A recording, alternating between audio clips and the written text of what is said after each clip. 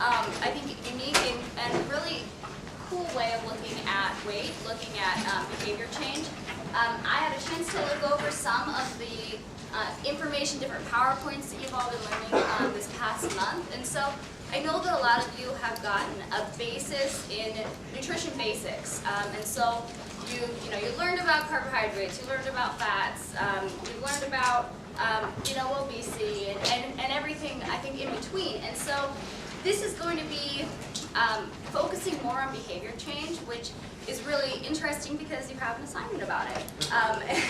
And I think that when you cover a lot of material in these different classes, you might have a lot of that technical knowledge, which is fabulous. You need that basis of technical knowledge.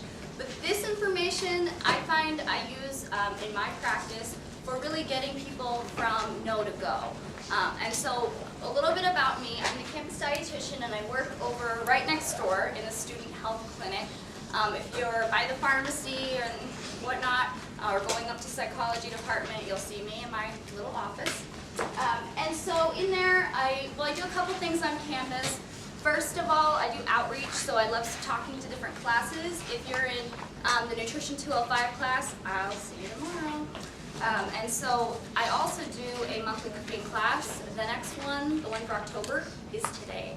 So if you like cooking, want to learn more about it, maybe you're going to teach a cooking class one day and you just want to know, how does that look? Today it's from 4 to 5 in the student recreation classroom. So I encourage you all to come. The theme for this one is Beyond Breakfast. So we're going to talk about breakfast foods and then not just talk, we're going to also cook and eat, which is my favorite thing. So that's happening. And when I'm in the clinic, so in my office, I do more, so that's my outreach component, but I do nutrition counseling in there. So I did bring some flyers about what that is, what that looks like. Basically, it's one-on-one appointments with students. Really, they're all self-referred appointments. So I do have kind of a luxury of seeing people who want to be there. That's not always going to be the case. Definitely when I've been in a hospital setting, you're typically talking to people who don't want you to be there, right? Who aren't in any phase of the change, right? They're like, I'm not even pre-contemplating. I don't want to talk to you. So it's nice, I think, in some ways, to work with students who typically, really want to change. That's not always the case, and that's where sometimes these behavior change strategies really, really do come in handy. So today, what the topic really focuses on is the idea, the paradigm of health at every size. It's a really, I think, great alternative program to attacking obesity, because as we know from all of the classes you've been at, those obesity rates have steadily increased, and who has benefited from that? Well, really, the diet industry, right? It's a $60 billion industry, and what really happens at the end? Do people typically lose the weight and keep it off for multiple years, for 1 year, 2 years, 3 years, 4 years? Unfortunately, no. And so I think a lot of that has to do with internal motivations, and that's, I think, what we're going to learn about today. So today, let's see. This kind of summarizes what health at every size is. It's really an approach for people to adopt healthy habits of well-being, and it really focuses not on weight control so much, but just on being healthy wherever you're at. And I think that that's a really motivating idea that, you know what, even though you are not at the weight, your ideal weight, your ideal body weight that you really, really want to be at, you can do something today to be as healthy as you want to be. And so that's really the approach. So we're going to talk a little bit about attending to hunger, the way that we eat, hunger, satiety, appetite, basically the basics, but you would not believe how much these aren't the basics for a lot of people. And then we'll talk about attending to also being intuitive at exercise. Okay. So this is kind of our outline, and we'll come back to this throughout just to kind of keep us organized. But we often base our food and exercise rules on really rigid guidelines that can in some ways be established by the media. How many of you watch Biggest Loser? occasionally, right? I tune in one episode every season just to see, what kind of torture they're putting those poor people through. There's been some pretty awful episodes. I think we could all hash it out and, talk about like the worst things we ever saw. But I think that some of the techniques that they use are really, truly offensive and in some ways attacking a person. And so we can really learn, I think, and internalize as a culture, that must be how you lose weight, right? You must have to have a personal trainer yelling at you and somebody blindfolding you and saying, don't eat all those candies, don't eat them. So I think that we learn a little bit from watching that. But I really want to get back to the basics and talk about those cues for eating. So we're going to talk about what to do when hunger strikes, how to plan meals and snacks around that. We're also going to talk about cravings and how to be mindful with food cravings, because we're all human. We all have food cravings. And then we'll talk about eating for emotional reasons. First, we're going to talk about black and white thinking, because I often see a lot of black and white thinking.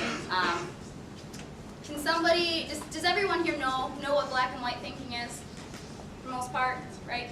Okay. So often we do a lot of black and white thinking when it comes to eating. We tend to look at foods as good or bad, right? Healthy, unhealthy. And we take a lot of pride sometimes when we eat those foods that are good.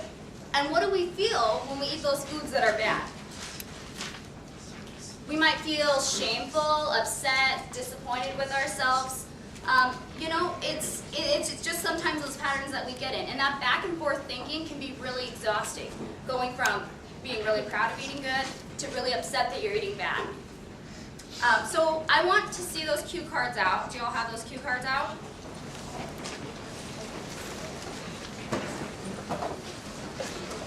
And I want you to use the response, A for true, B for false.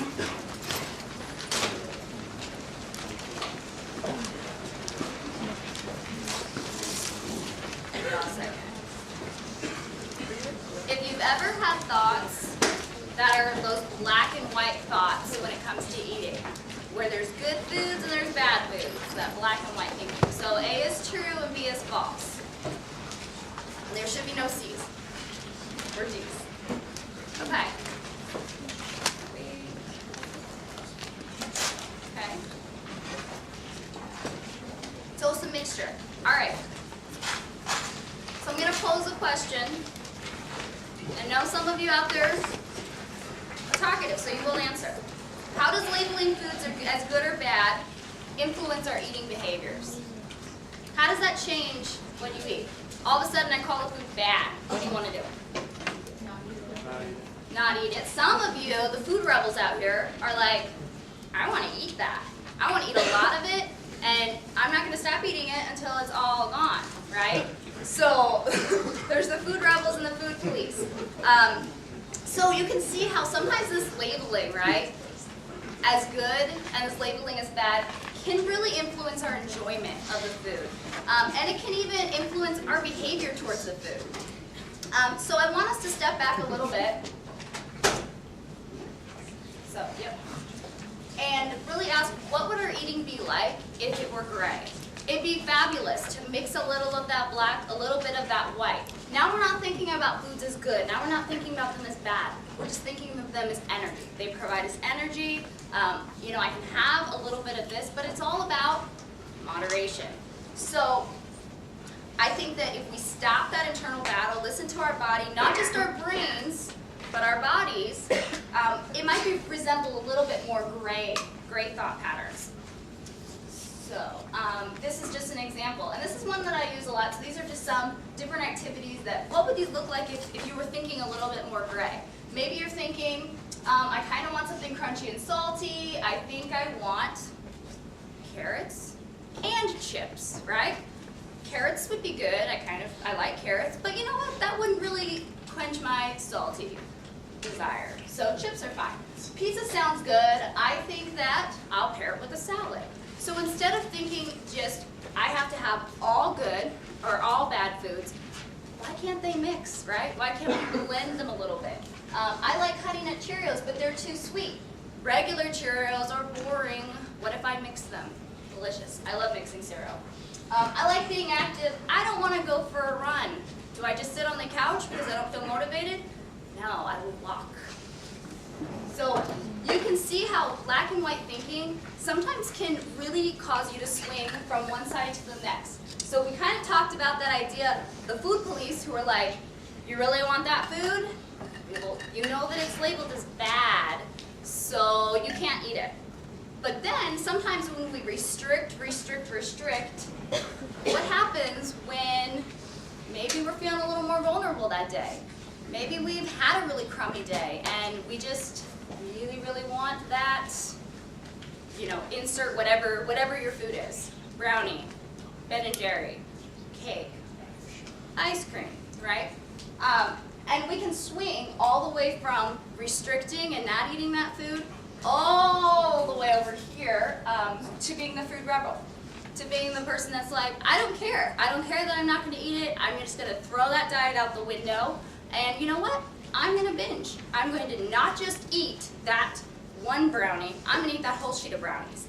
When I'm done eating that whole sheet of brownies, I'm going to move on and eat the ice cream, right? When I'm done with the ice cream, I never eat chips because I'm restricting myself from eating chips. I'll go ahead and eat those chips too. So you can see how that pendulum can really swing from all the way over here being the food police, restricting, to being that food rebel who's, nothing is off limits. So I know that everybody has those ups and downs, but this really, I think the yo-yo itself as a symbol kind of sums up the idea of yo-yo dieting. How many of you have heard of yo-yo dieting? Okay, so really yo-yo dieting, I see it a lot, and when people have been yo-yo dieting for years and years, maybe decades, what their metabolism is very repressed. It's very low. It takes a lot of work to build that back up because their body doesn't trust them at this point. It's thinking, all right, when's the next time that you're going to be restrictive and we're going to be eating 1,000 calories? When's the next time we're going to go on a binge and now we're eating 4,000 calories, being off the diet, right? And so that can really do some funky things to a person's metabolism. And that can really cause that weight to go up and down and that weight to fluctuate a lot. So it's interesting when you stop the yo-yo dieting, when you stop swinging from one side of restricting to the other side of being that food rebel, and you go right in the middle. So it's just another visual to kind of think of that black and white thinking as mixing with gray. When you stop being so extreme on one end to the other, you can really just hit a nice middle area where you're not restricting and you're not binging. And it doesn't happen overnight. It really does take time. But that black and white thinking can really lead to a lot of this yo-yo dieting. Developing healthy relationship with food and exercise, that takes time, but it really, when you have that moderate level, you can really make some choices for your body based more on what your body needs than what the mind thinks it needs. So, I think that there definitely are some drawbacks. We talked a little bit about that black and white thinking. Now we're going to talk about the external and internal cues. Most children are born with an innate ability to be able to tell you and communicate with you whether they are hungry or they're full, right? If you've ever tried feeding a baby when they are done, the baby's going to turn their head away, they're going to spit the food out, they're going to swat your hand, they're going to do everything and anything to tell you, stop feeding me, I'm done eating. And the child just loses interest, and that's typically because they're full, right? If we were to be able to just leave them alone, that would really communicate with the baby, you know what? I understand, you know if you're full, you're sending me these signals that you're full, and I'm not going to force you to eat. Unfortunately, we like to meddle a little bit, right? We like to pretend the baby, like, oh, look, it's an airplane. Open your mouth. You must still be hungry. And that can really send, over time, a lot of signals to the child that you're not to be trusted to know if you're hungry or if you're full, that these external cues are more important than what you're feeling inside or internally. So it can be a slow process, but when parents can pressure that child to eat more of something or less of something, like eat your broccoli and you can have a cookie, right? If you clean up your plate, you can have dessert. So these are all things that are entrenched in us from before maybe we can even talk or even walk. One way or another, we start learning about nutrition through good or bad foods. And so these are, when we're learning about nutrition, we're encouraged to eat variety. Sometimes we're taught to count calories. Sometimes we're taught to, use food labels. All of these things, yes, they're helpful. Yes, they help us quantify things. But they're actually external cues, right? The pyramids, the MyPlate, exchanges, grams of fats, calories, things on a tracker. Those are all external cues. What are internal cues are hunger, fullness, cravings, anything that your body communicates to you. And you know what, unfortunately, as amazing as apps are, they haven't been able to tell us if we're hungry or if we're full, right? They're able to estimate calories, they're able to show you really nice visual things. But if we were to only eat from external cues, we'd really be missing the whole picture here, right? We'd really be missing things that help people make decisions about food every single day. And those things are hunger, they're fullness, they're cravings. Would you stay on a diet if you were constantly hungry, constantly undergoing lots and lots of cravings, constantly dissatisfied with your food choices? No, right? You wouldn't. One of my clients gave me a really funny little cartoon that I've kept on my in my office, and it's this little image of this woman, and she's looking like this, and it's like, "Dear diet, things just aren't working out." She's like, what'd she say? "You're tasteless, boring, and I can't help cheating on you." So I think that really can sum it up, right? When we don't listen to our internal cues, when we don't respond to things like, how does the food even taste? How hungry am I? Am I attending to what I really want and need? Then it doesn't matter how many external cues we have. It doesn't matter how much you tell people this is the perfect amount of calories for you, this is the perfect eating plan for you, this is the perfect exercise plan for you.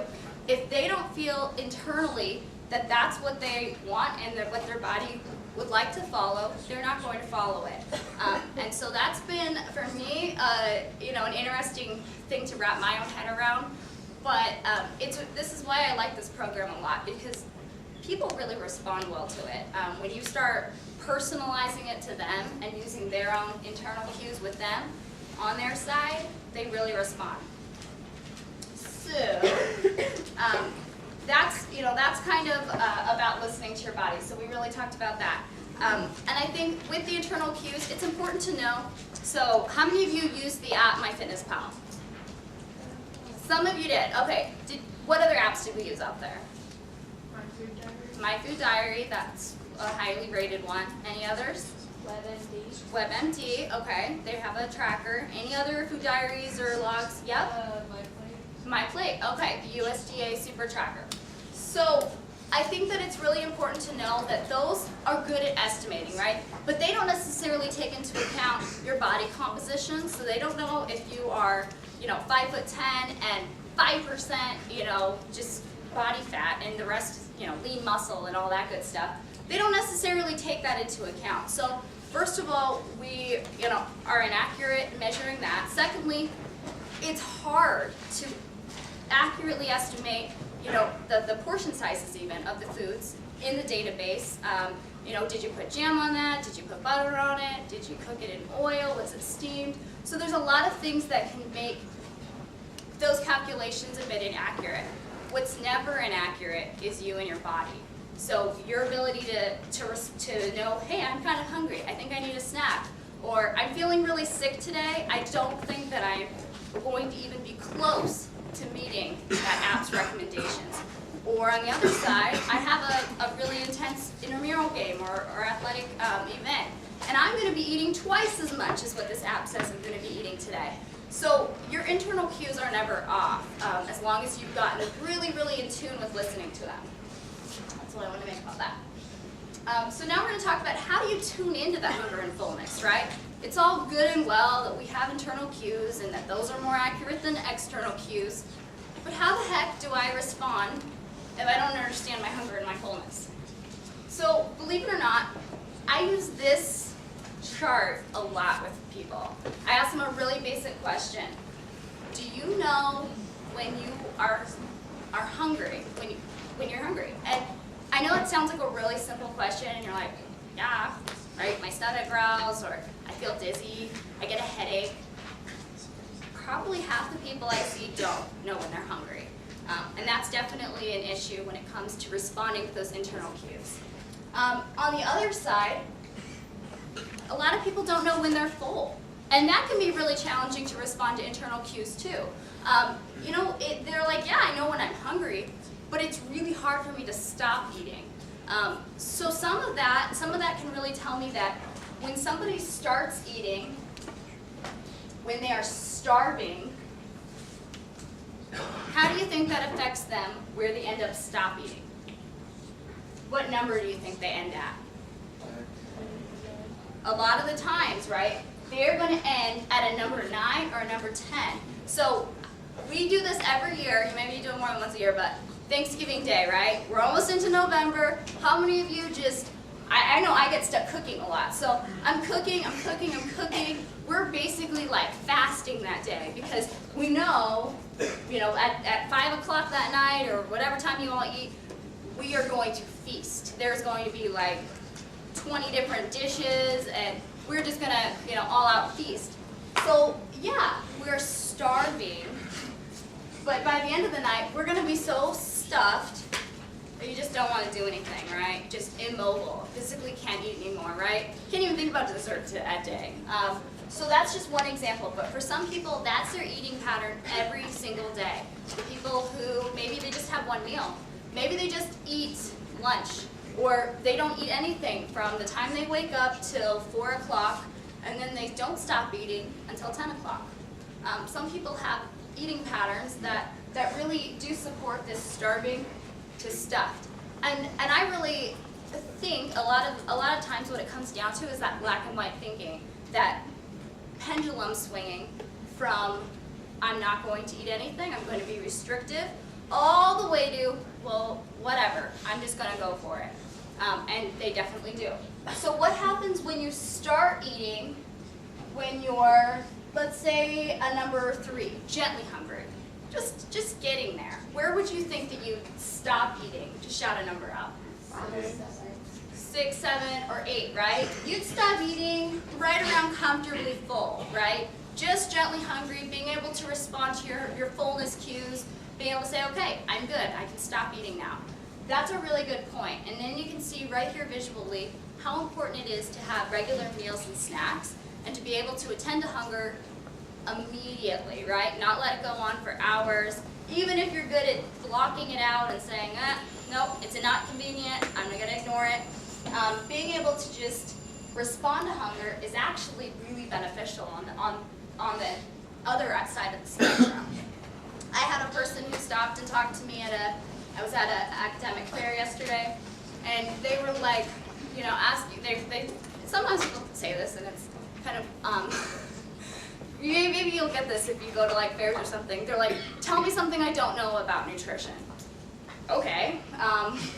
And so I told him, how important it was to eat regular meals and snacks. And he was like, well, you know what? I only eat twice a day, and I thought that was really good because I'm not eating a lot.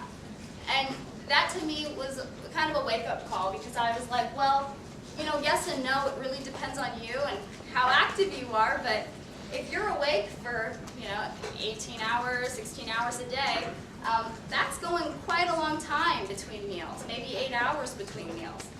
So it's really important to eat regularly, have snacks with you, respond to that hunger and fullness so you don't get to the point where you're overeating.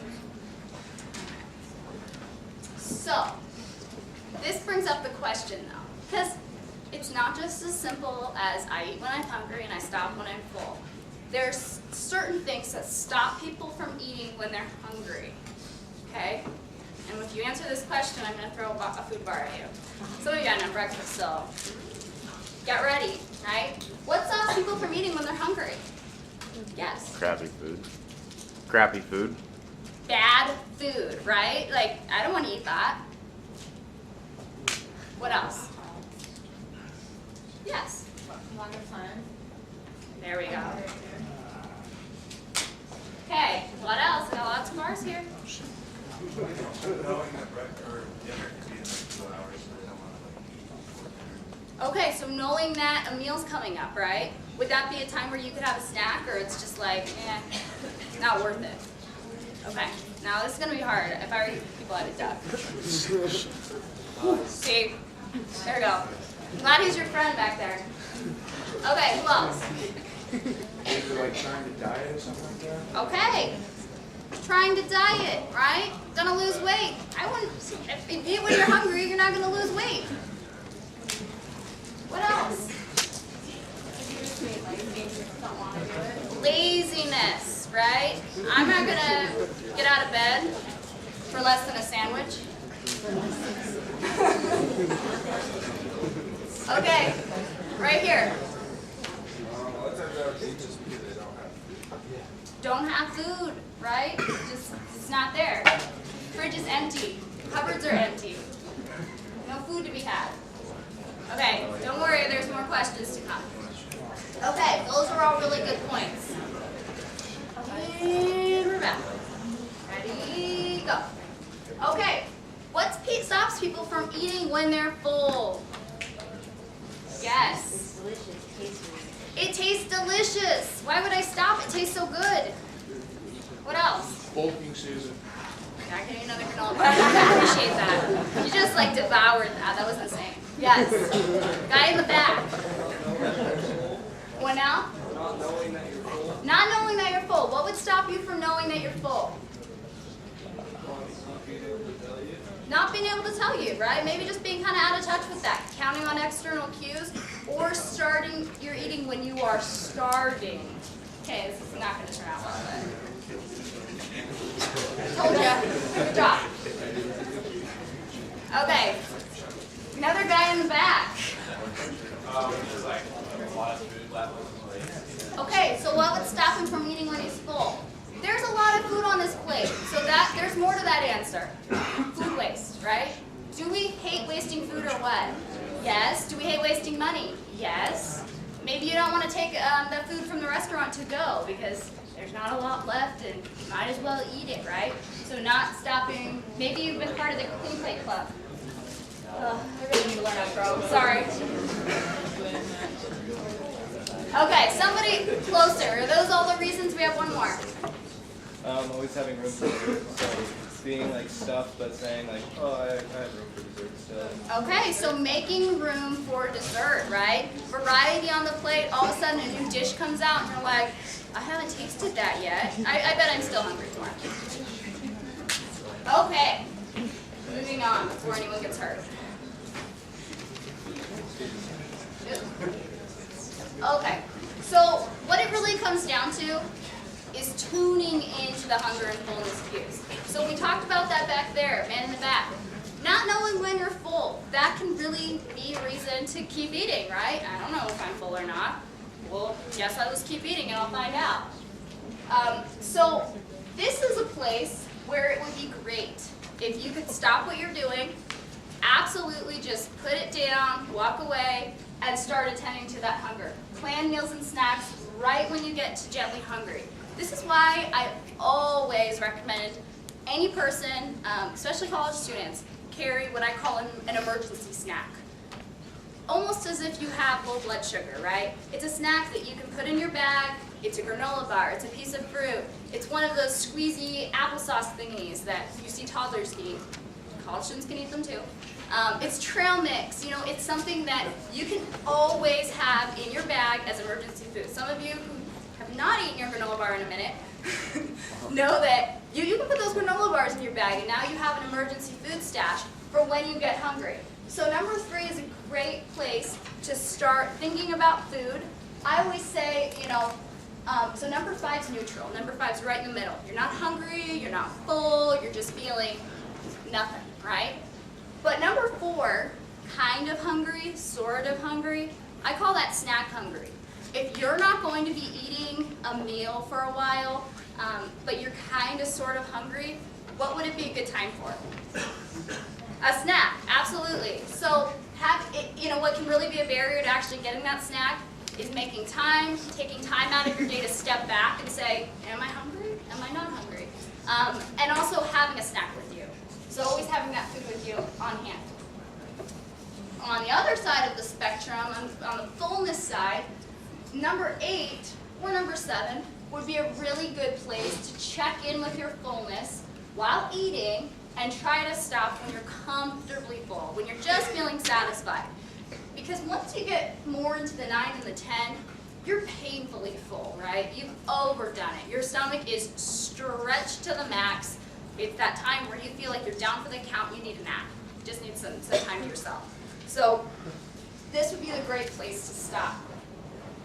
But it really comes down to tuning in. With busy schedules that you all have, this can become harder and harder. But if there's one skill that you can learn that will serve you all throughout your life, it would be getting better at reading your own internal hunger and fullness cues.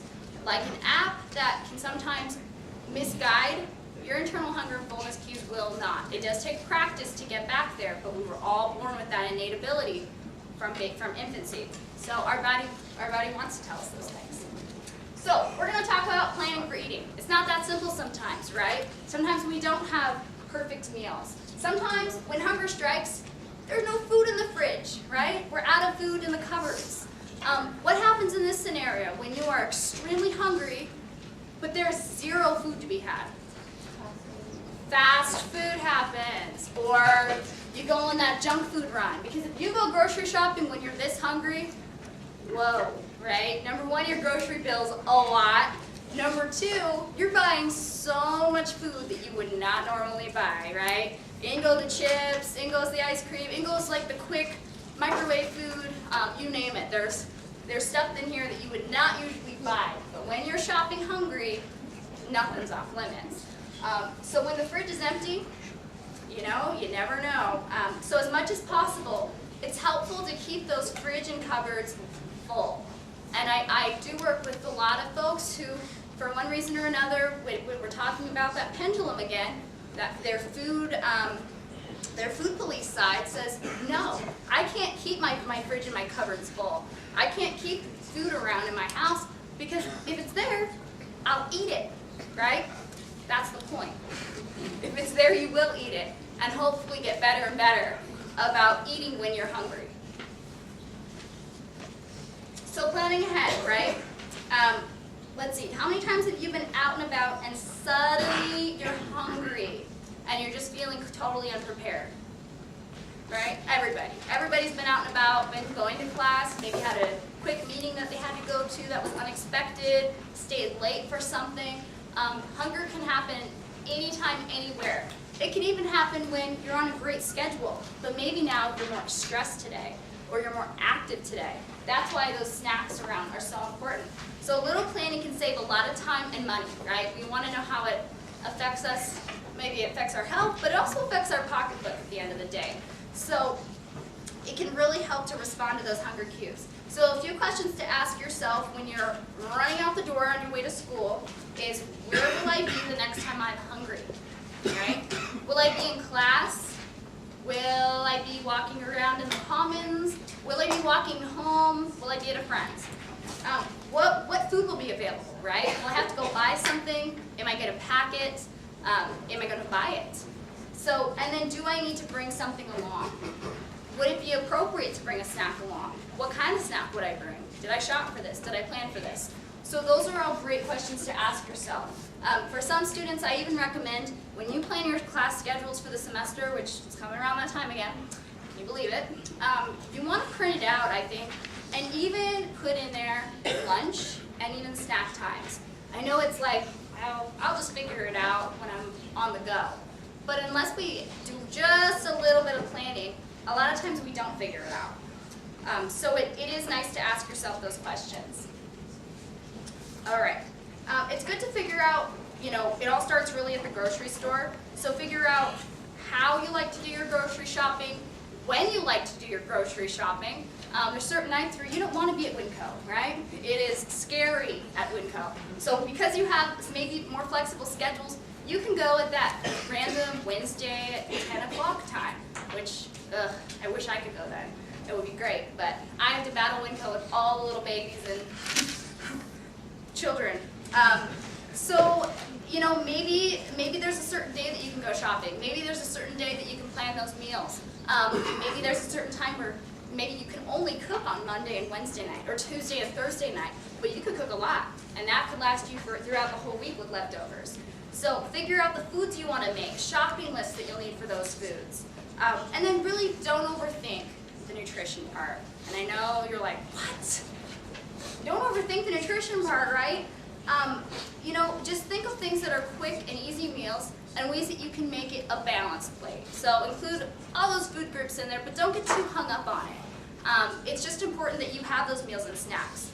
You want to purchase food that's really satisfying. So it satisfies different tastes, different cravings, different textures, different flavors. If you just have a dinner planned and it is, meatloaf, mashed potatoes, and a side of cooked carrots, to me, that sounds maybe like one meal that would be fine. But that just sounds really mushy, right? And it would get old really fast. So the texture may not be there. The flavor could be there, the texture might not be there. So it might not really be fully satisfying. Now you can put some fresh steamed green beans there, give it some color. Maybe have a crisp salad on the side, and pair it with maybe some, mashed potatoes and meatloaf. I think that would be a little more tasty. So try to think about things that you like to eat, and could you balance it a little more? Okay. So we're going to talk a little bit about cravings, right? We all have food cravings. So, cravings, it's hard to believe, but really, your cravings can be trusted. This is just another way that your body guides you to making food choices. Perhaps you're thinking, if I satisfied my cravings, I eat all kinds of things that my body doesn't need. That might be the way it starts out at first. When you maybe eat a food that you haven't allowed yourself to eat for a long time, it would be completely natural that you might overeat that food and maybe indulge a little more than you'd want it to. But, after a while, you wouldn't overeat as much when you respond to those cravings. So how many of you go on road trips sometimes? Okay, pretty much everyone. When you first start out on that road trip, right, you're eating out pretty much every single meal. At first it's fun, at first it's like, oh wow, I haven't tried that, or it's nice to eat out restaurant food. I just went to a conference and I was eating all kinds of food in restaurants, and you're kind of craving things like, oh, well today I'm just gonna eat this sandwich. Later it's like, I'm kind of craving something crunchy. Maybe I'll have a salad. So your eating can kind of go funky when you're on that road trip. But over time, I think that I notice I start craving foods from home that I'm used to. How many people kind of come home and they're like, can't wait just to eat a home-cooked meal, right? And so that's just one example of really how our cravings can be trusted. When we're on those road trips a lot, we tend to eat a lot of high-fat, high-calorie, high-sugar foods. That's really a lot of restaurant foods are. But I personally, I want to come home and I just want to eat some plain food. I want to eat something that's not covered in, greasy stuff, just something light. So that's just one area. Sometimes we're craving a salad, sometimes we're craving a burger. Our body can communicate in those different ways. There's an example I also like to use to kind of throw this out there. But sometimes people, there's examples later, so I'll show it. Okay, so can all cravings be trusted, right? Foods that you crave on the road trip. Here's another example. If you ate a pan of brownies for 3 days, what would you feel like eating on the 4th day? Those hardcore brownie lovers out there are like, probably more brownies. But keep it in mind, you've eaten 3 pans of brownies, so you might not feel like a brownie. It might not be as special of a food. So attending to cravings. it's important to ask yourself these questions. Do I want that just because I saw it? You know, sometimes we only choose foods to eat because it's offered to us or we want to be polite. I think it's important in college. We also think about this. It's free. There's lots of instances, right, where we're surrounded by free food, and it's like, I'm not hungry, and I'm actually kind of full, but you know what, it's free, so I'm gonna eat it. Or sometimes, or we eat it because we're paid for it. So, you know, we were like, I'm at this restaurant, I spent $10 on this entree, I don't want it to go to waste, so I'm going to eat it. So a lot of things go into our mind when we're thinking about food. But if we really check that time to check in with ourselves and our cravings, and we keep our cupboards really well stocked, going back to the empty fridge, we can really make the choice to eat foods when we crave them.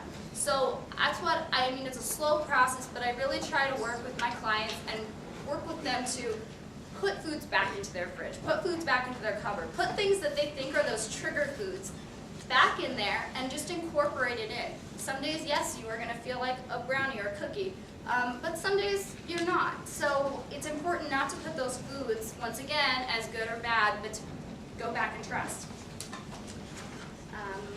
And sometimes I had a person who recently told me, you know, I've been putting a lot of foods off limits. I've been telling myself I couldn't eat these foods, and when I did eat them, I felt really, really bad about eating them. I didn't really enjoy eating them. Recently, though, she tried to do a different mindset. So when she was eating those foods, all of a sudden she stopped thinking about them as good or bad. She just said, you know what? I feel like eating an apple turnover with some ice cream. She ate the apple turnover with some ice cream. She said, you know what? It wasn't as good as I built it up to be. It was okay. It was delicious, but for some reason, when we make it a forbidden food, all of a sudden it takes on this extra power, and we're like, oh, it's so, so, so good. She was able to just say, you know what, I'm going to enjoy this food, enjoy every single bite of this food. And she was surprised that when the guilt wasn't there, she didn't feel like that food was, I don't know, as dangerous or as crazy good. So I think it's interesting what happens. So this is just another example of two people, once again with brownies, just using brownies as an example. A lot of people do. Melanie and Maddie, they have equal love for brownies. Melanie and Maddie each made a pound of brownies. Melanie eats 2 brownies. Maddie eats 6. Why different amounts if they both love brownies the same? Yes? Maybe Maddie made it a forbidden food. There we go. Maybe Maddie over here was like, you know what? I can never eat brownies. And so when she did make them, she didn't know when she next see them, or maybe she thought, I hear this a lot, she needed to get rid of them, because if they were around, she would overeat them. And that always gets reactions, I know. What else? Why the difference? Because they both love brownies so much. Yes? Maybe Melanie is more in tune with her views and fullness like that, and Maddie's not. Absolutely. You know, maybe Melanie over here was just totally into the brownie eating experience. She was mindful about her eating. She listened to her body. Maddie over here, for all we know, she could have baked this pound of brownies and eaten some in front of the TV, in front of the computer, had her phone out, been kind of spacing out a little bit, and paying attention to external cues, not internal. Those are all some good reasons. Okay, here's another example. If I told you today that you could no longer eat ice cream starting tomorrow, what would you eat today? Ice cream. Yes, of course, right? And you wouldn't just eat a little bit of ice cream. You'd go and you'd buy like 4 pints of Haagen-Dazs, right? All these different kinds of flavors, or maybe the big old gallon thing, the tub, right? So when we start putting restrictions on food, then all of a sudden it can be hard to tune into those cravings. We can all of a sudden start overeating some of these foods just because we put restrictions on them. And that can make us distrust our cravings rather than trust them. Okay. Yep. Just like you all said. So with cravings, it's really about giving yourself full permission to satisfy the craving and what you feel like eating. So once again, I'm gonna go back to kids, because kids are really born with this innate ability, and it's really cool if you ever have a chance to just observe them, especially the young ones.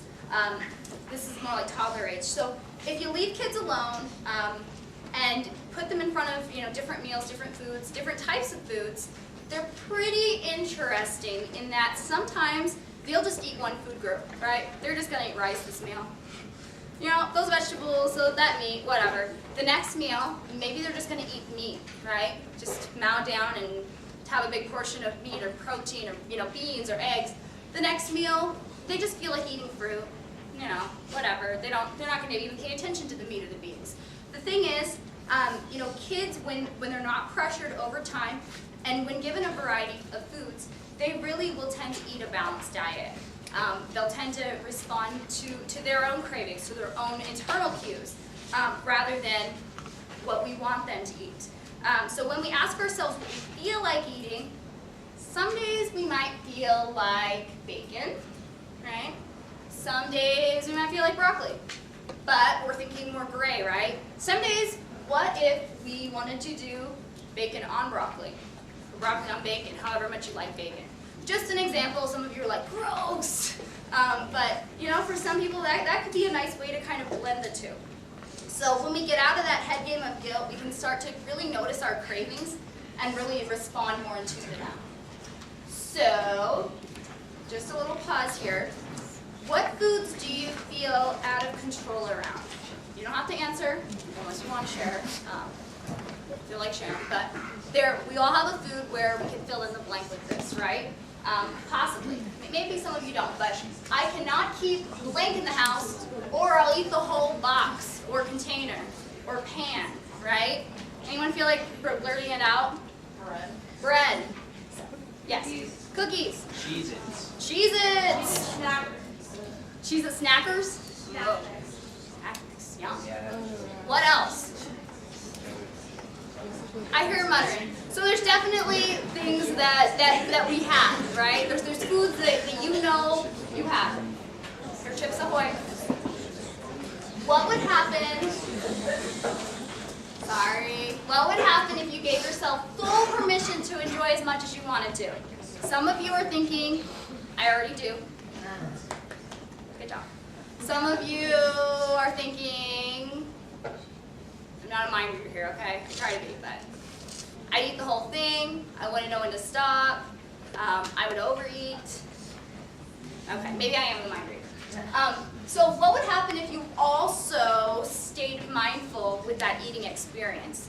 If you didn't just tune out and start thinking, oh, these are so good, I want more, I think what am I gonna do when this package is over, and have those thoughts. Instead of just saying stop, what would happen if you just enjoyed what you were eating? Enjoyed every single Chips Ahoy, enjoyed every single little bite of Cheez-It, and stayed mindful with that experience.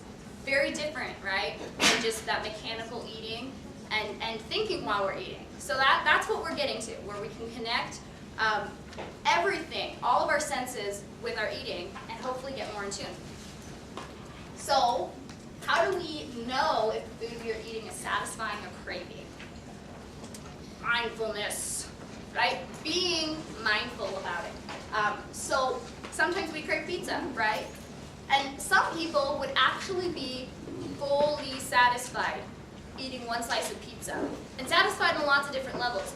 Their stomach would be full, right? They may be an 8 on our hunger scale, with 10 being the fullest, right? They might be an 8. They might feel like that was delicious, the best pizza they've ever had, and they're totally done eating. But if that person's mind was somewhere else, if they were thinking, that person is eating more pizza than me, that person's getting more pizza than me, I better hurry up and eat because they're going to eat the whole thing, then all of a sudden we're not being mindful, we're not paying attention. Okay, so we talked about now the cravings. Now we're going to talk about how do we be mindful, because obviously that's important. Obviously it's important, but it's really hard. So we all know the Mind Plate. This is the mindfulness plate. It's a way, a different way of thinking about eating. I know not all of you can see that, but the little blue cup up there is awareness, tasting versus mindless munching, right? Mindless munching. Non-judgment, speaking mindfully and compassionately, noticing when shoulds and rigid rules of guilt pop into the mind, right? Shouldn't eat that whole thing, shouldn't ever have, fill in the blank, right? We're not being non-judgmental when we eat. In the moment, be fully present, turn off the TV, sit down, put away the electronics, pay attention to what you're eating. Observing, noticing when your body's responding to the hunger, when you're feeling full, when you're actually feeling kind of satisfied with what you just ate. Savoring, noticing texture, aroma, flavor, crunchy, sweet, smooth, spicy. So just totally being part of that eating experience. And I think that this can be really difficult, but the people who have the healthy relationship with eating, I think are also the people who truly love food, right? There's definitely a lot of love-hate relationship I see with food, a lot of distrust in our bodies about what eating, and a lot of knowledge that we hear out there that can make it just plain old confusing to eat. But this is the basics of it. This is just paying attention and enjoying it and trusting yourself when you're doing it. So mindful eating, right? This is some before and during. Before eating, checking in with yourself. Maybe even have a mental checklist about how you're going to do this. So what does my stomach say? What am I craving? And what am I feeling? I ask a lot of people I see, I give them actually that hunger and fullness scale, and I ask, before you eat, I want you to check in with your body and ask yourself where you're at. Are you a number 1? Are you ravenously, bottomless pit hungry? If so, that's going to change the way you're eating. Are you a number 3? Are you mildly hungry, right? You're ready for a meal. Or are you number 4, kind of snack hungry? Are you neutral? Are you just kind of eating out of habit? So a mental checklist is helpful. What am I craving? What am I feeling? During eating, while you're eating, is this food actually satisfying my craving? If it's not, get something else, right? Try something else. Maybe what you're missing is a little bit of crunch here. Maybe you're missing a little bit of saltiness there. Am I enjoying this eating experience? What is my stomach saying? What is my brain saying? Our brain's going to say a lot, but what is our stomach saying back, right? A lot of times we like to think more with our brain, and that's where calorie counting apps can be helpful tools. They can be really, really good tools. Sometimes we don't even notice how much we're eating or how little we're eating until we use that type of app. But if we let that external cue override our stomach, then we really come into some trouble. Also, over time, overeating, we get acclimated to that taste. So checking in with yourself, is the 10th bite of that juicy, juicy steak as good as the first bite, right? If it's starting to just taste bleh, and the first bite was just, wow, so good, that might be your cue that, I'm actually feeling pretty done. It's not as good as it was the first time. So mindfulness really takes patience. It can be challenging to remain mindful for the whole meal, but I think also giving yourself time to, I say at least 15 minutes to eat a meal is really important. It does take at least 20 minutes for your stomach to tell your brain, I'm getting full. So if you're eating in 10-minute spurts, you could be going from one super hungry to Thanksgiving full very quickly, right? Without any ability or time to communicate. So if you're like, I never am able to ask myself these questions, it might just be a matter of slowing it down a little bit. Okay, so mindful eating, notice how your whole body responds to the eating. It's good to really check in with yourself and become more self-aware about these things. Are you uncomfortably full after you eat? How does this affect your bowel regularity? There might be just some foods that don't agree with you, right? Or that are constipating or not constipating. Does it give you good energy? Or is it spiking your blood sugar, like a donut might, and sending you even lower and even hungrier the next hour? Is it giving you fatigue, making you feel sleepy? This might be a good place to ask, how does your lunch work for you, right? You're eating a lunch and by 2 p.m. or 1 p.m., you need a nap. This could be there. If you're not eating breakfast, these things could all come into play, right? If you're not able to stay awake, probably need a better breakfast. Need to wake up earlier for that breakfast. Is it giving you an upset stomach? Is it giving you heartburn? So all of these are also ways to be mindful about how does that food affect you. There we go. So we've talked about that. We're going to move on to emotional eating. Because eating is not just, once again, food isn't black and white, calories in, calories out. I wish it was that easy. It's not. We want to make it that easy, but it's not. And so emotional eating really, really comes into play. What are some different emotions, right? Just throw them at me that might make someone eat or overeat. Bad, sad, stress. What else? Anger, happiness, celebrating, celebratory eating. We all do it. Happy birthday, right? Anything else? Okay. Homesickness, loneliness, anger, just being angry. No, I already said that. But you know, a lot of times eating can fill a void. And we don't emotionally eat for no reason, right? Emotional eating can really distract you, give you something else to focus on. It can even lift up your mood sometimes, especially like if you're eating carbs, that can increase serotonin, and all of a sudden you're feeling happy, right? Kind of like you just exercised. So we can eat for reasons that aren't physiological hunger. And it's just, in a lot of ways, emotional eating is just a way to cope, right? It's a way to cope with life experiences or stress. Because a lot of these emotions can have a similar response in our body, like physical stress. Since our body can't differentiate between being chased by a mountain lion and, you know, being just stressed about this test, you may react in the same exact way as those people way back when who were chased by the mountain lion. You're going to want to eat, you're going to want to store up some food, get your energy reserves going, because you don't know when that next meal's coming, or when that mountain lion's coming. So it's important that to understand that food can just be a way to cope. What we don't want to necessarily do is just say, emotional eating is bad. Stop emotional eating, right? What does that do again, right? It sends a black and white thinking message where you're going to start feeling guilty when you're emotional eating. You're going to start feeling bad about yourself that you're coping this way. The thing that we want to do is not take away that coping of emotional eating. We want to talk about strategies that they could use. Being mindful when they eat, but also what are some healthy ways that they could cope with stress besides turning to the Fritos, right? Or to the bottom of a Ben & Jerry carton.